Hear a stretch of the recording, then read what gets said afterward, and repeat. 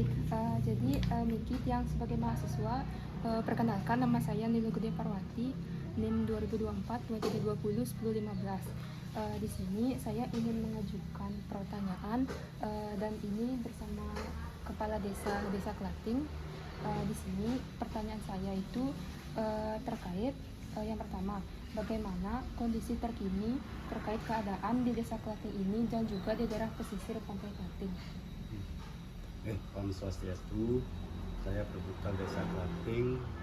Seperti apa yang ditanyakan itu ya, masalah kondisi Desa Klating saat ini aman-aman saja, terutama masalah sosbud ham itu ya terkini ya aman. Kemudian mengenai masalah keadaan di pesisir Pantai Klating itu ya sementara jadi ombak senantiasa tidak begitu besar, lantai-lantai saja selama ini. Belum sih ada yang memang pasang surutnya agak besar seperti itu. Di setiap kala saja aman di laut dan pariwisata atau turis-turis pada aman semuanya.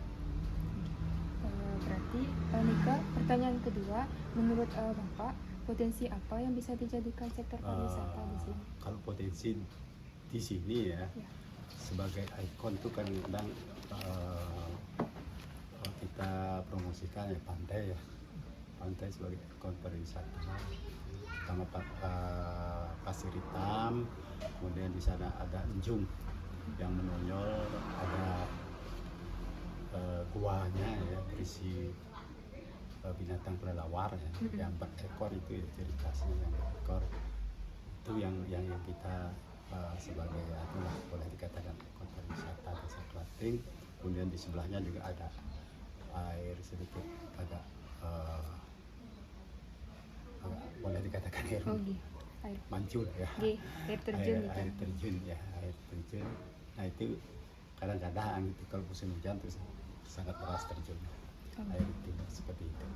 Nah kemudian ada budaya di sini ya, segi budaya yang disebut dengan kebudayaan sangat sakral, disakralkan kan, sangat umur itu ya wayang wong ya.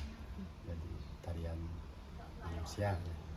Wayang manusia ya, yang sering ditaskan dalam hal ada ayatnya upacara ya. Kemudian kita juga trasering ya, ini masalah trasering persawahan itu ya kami juga ada di sini ya, di samping pantai itu. Kemudian UMKM juga ada seperti pembuatan pupuk organik, 2HCP di sini, pembuatan pupuk organik juga ada juga UMKM. Kemudian UMKM pembuatan pepayek juga ada di sini. Pepayek ciri khas, pepayek kedelai, pepayek kacang hijau itu lain seperti itu. Berarti lanjut ke pertanyaan ketiga, mengenai topik saya ini, kan saya mau mengambil kayak pembangunan pariwisata di Pantai Klating ini, bagaimana sistem keselamatannya. Di sini pertanyaannya, apakah di dekat pesisir pantai ini di tahun-tahun terakhir apakah pernah terjadi kayak kerusakan alam seperti abrasi atau gimana? Abrasi belum pernah ada, tapi ombak atau air laut yang besar pernah sampai ke tepi-tepi sepadan pantai, pinggiran pantai, tapi tidak merusak daripada ini bangunan tidak ada sampai merusak seperti itu ya, cuma sekedar lewat besar terus airnya buruk seperti itu. Kalau misalnya kerusakan yang terjadi akibat ulah manusia, sampah misalnya ada? Sampah memang ada. Sini kan kalau ibaratkan hilirnya di sini, hulunya sungai di sana. Karena kita diapit oleh dua sungai, yaitu Sungai Klating dan Sungai Apit di sebelah kanan sebelah kiri. Apit, nah kemudian samping itu derasnya di sini pas kalau ke selatan dilihat tidak ada pulau di selatan kan. Ya. Australia itu di tenggara ya. Mm-mm. Ini los sehingga angin yang agak keras atau keras dari arah selatan itu akan membawa semua itu kadang-kadang sampah-sampah yang mengambang di air laut itu ke sini, ke pinggiran desa kami, sehingga di sini kadang-kadang penuh sampah. Setiap hari datang sampah, walaupun kami berusaha menanggulangi secara kami mencari mitra-mitra ya, teman-teman untuk menyelesaikan atau solusi untuk setidaknya bisa membersihkan pantai kami dalam hal terutama plastik-plastiknya kan, seperti itu. Dari komunitas apa itu banyak yang sini, dari komunitas pensiunan Polri, TNI, pensiunan pegawai negeri itu kemarin, terus komunitas yang lain itu banyak, LSM, komunitas LSM yang artinya membantu untuk ya tidak mengumpulkan sampah kemudian membakar, solusinya. Nah, tentang keselamatan pantai di sini ya, kami sebenarnya masyarakat ada yang dididik dulu, artinya diberikan bagaimana cara orang menolong apabila ada kecelakaan di laut, barangkali itu sudah pernah diberikan pelatihan oleh pelatihan badan sungai di Denpasar kemarin. Bahkan dari angkatan laut juga pernah berikan untuk bagaimana teknis penyelamatan orang di laut mana kena kecelakaan di laut seperti itu. Lain tuh kalau masyarakat di sini tuh bagaimana cara keterlibatan dalam pembersihan? Apa ada jadwal misalnya per minggu? Kalau kebersihan ini jadwalnya setiap bulan Setiap bulan. ya, disesuaikan dengan kegiatan masyarakat. Terus seandainya kadang-kadang jadwalnya kan minggu kedua biasanya masyarakat kerja bakti bersih-bersih di tiap panjang secara serta. Kalau seandainya ada barangkali pada saat itu minggu kedua ada kegiatan, bisa berubah minggu ketiga dilaksanakan atau minggu keempat biasanya. Pertanyaan yang kesekian, apakah ada aturan desa mengenai perlindungan kawasan pantai dan sempadan pantai, kayak aturan desa mengenai batas keselamatan perlindungan? Kalau aturan desa kita mengacu pada atau setinut pada TR atau tata ruang Pemda Kabupaten Tabanan yang merujuk kepada aturan yang diprovinsi kan seperti itu.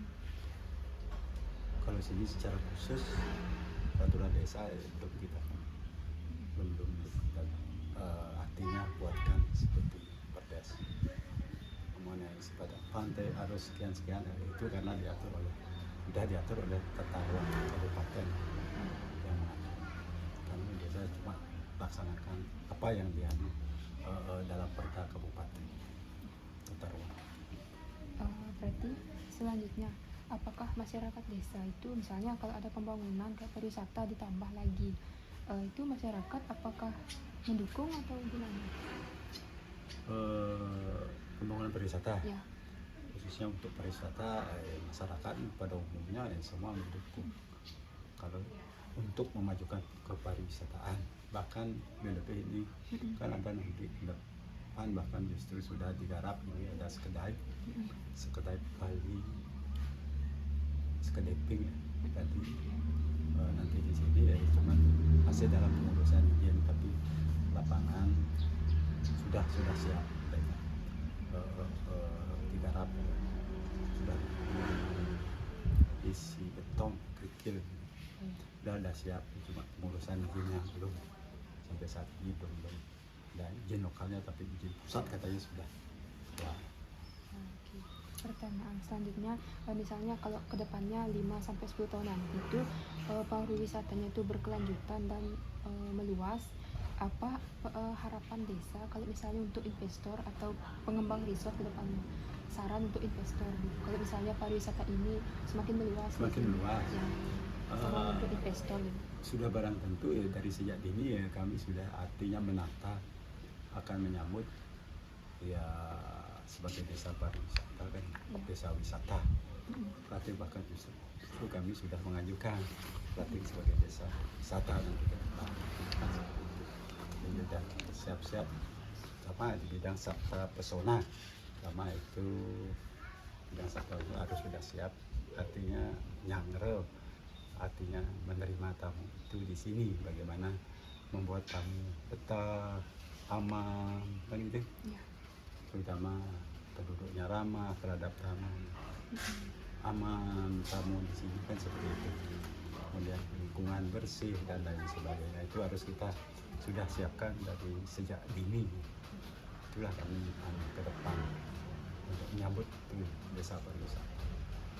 Baik, berarti di sini kalau misalnya ada kayak penduduk pendatang di luar Bali itu respon masyarakat gimana misalnya Pak? Di sini sementara kan respon masyarakat sepanjang itu tidak dia membuat suatu permasalahan yang memang membuat tidak nyaman lah boleh dikatakan di kalangan masyarakat kita, ya kita selalu menerima saja masyarakat, tidak ada masalah. Kira apabila mereka artinya ya membuat suatu masalah atau mendatangkan masalah atau membawa masalah ke sini, sudah barang tentu nanti tindak lanjuti ya.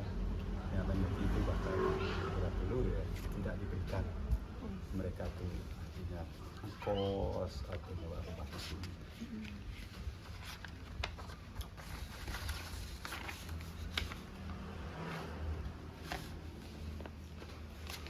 Berarti Ada lagi? berarti lagi pertanyaan penutup sekali lagi, apakah ada tambahan informasi yang ingin disampaikan terkait keamanan dan keselamatan, informasi tambahan untuk penutup? Ya, terkait keamanan dan keselamatan ya, setiap penduduk datang itu ya, selalu diidentifikasi Ya, dalam 24 jam. diidentifikasi oleh pertama harus melapor pada Kawil, pada wilayah setempat, dan kolaborasi dengan adat. Itu menerima yang pertama masalah identitas, barangkali kalau penduduk lokal, kemudian tamu asing bila perlu mereka itu dimintai paspornya, visanya, barangkali itu diminta. Kalau Biar setahun tuh biasa menerima tamu asing berapa? Kan kayak pendatang yang baru. pendatang. Yang kisaran berapa?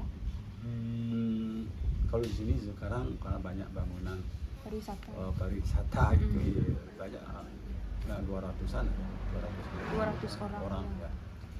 Sampai Oke, baik, terima kasih Pak Madeswar itu. Pak Madeswarga sebagai Kepala Desa Klating. Di sini dalam wawancara ini saya tutup dengan Parana Santi. Om Santi, Santi, Santi. Tapi di sini akan membuat ya di desa kami kerjasama dengan Ngurah Rai juga. Desa Ngurah Rai kemarin Pak ini ya Pak Wakil ini direktur ya. Direktoratnya. Pak siapa? Yang dari sini tuh. Wakil Rektor Pak siapa namanya? Dia mengeluhan di sini. Pak Madi Karyano. Pak Madi Karyano sarang dari di sini ya? Ya itu Wakil Rektor tuh dia. Asisten 3 tuh. Belum sih dapat jajan. Oh, belum. Semester berapa? Semester 4, semester 5. Oh, itu 5 ya. Oh, itu dari sini tuh, di sebelah. Ponakan tuh. Kebangsaan. Ya, itu katanya Ngurah Rai akan kerjasama dengan desa ini akan membuat suatu desain untuk pariwisata. Nah, obyek-obyek wisata yang mana mudah saya berikan datanya, sudah beliau kan sudah sampai ke desa bersama kemarin ya mahasiswa kita katakan yang dianggap sebagai obyek nanti berwisata pantai dan tempat apa namanya di sini ada mangkalnya pariwisata di sebelah ada restoran. Nah itu dah beliaunya ke sini membuat desain akan dibawa akhir-akhir ini dah. Janjinya beliau akan membawa desain itu dan kerjasama dengan desa dan membawa juga dari mahasiswa untuk serius ya di pasca sarjana apa dia bawa ke sini fakultas tekniknya Ya, itu arsitektur. saya minta yang arsitektur. arsitektur ya. Oh, ya. Oh berarti pasti pernah ketemu dengan adik Pak Karyano, Ade Karyano. Kalau di sini Dek nyokol. Itu keponakan.